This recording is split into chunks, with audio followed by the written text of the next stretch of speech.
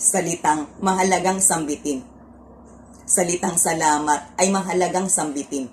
Madadama mo ang ganda ng buhay, puso mo'y magiging mapayapa. Hindi ka pa magkakasala kapag ito'y iyong sinasalita. Pagkat ang salitang ito'y hindi nakakasakit at hindi nakakasama. Kapag ikay palagi nagpapasalamat, ikay katutuwaan. Ikay tutulungan pa ng taos sa kalooban. Lalo pa kapag ikaw ay palaging nagpapasalamat sa Diyos. Aapawan ka niya ng biyaya, bibigyan ka niya ng kakaibang lakas o anumang kaloob. Katulad ni Haring David, kahit napakapayak ng kanyang buhay, pero dahil sa siya'y mapagpasalamat, sa lumaon, siya'y palagi ng pinagtatagumpay.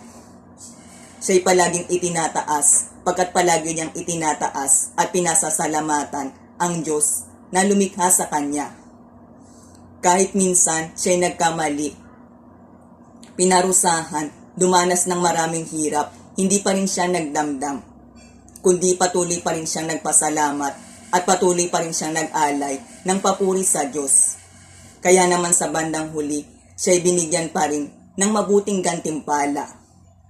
Kaya naman ang isang mahalagang aral dito ay dapat lagi tayong matutong magpasalamat kahit pamaliit ang ating natatanggap. Palagi pa rin natin sabihin ang salitang salamat. Kahit minsan ay dumadanas man tayo sa buhay ng maraming hirap, kabiguan, pagsubok, ituloy pa rin natin sabihin ang salitang salamat.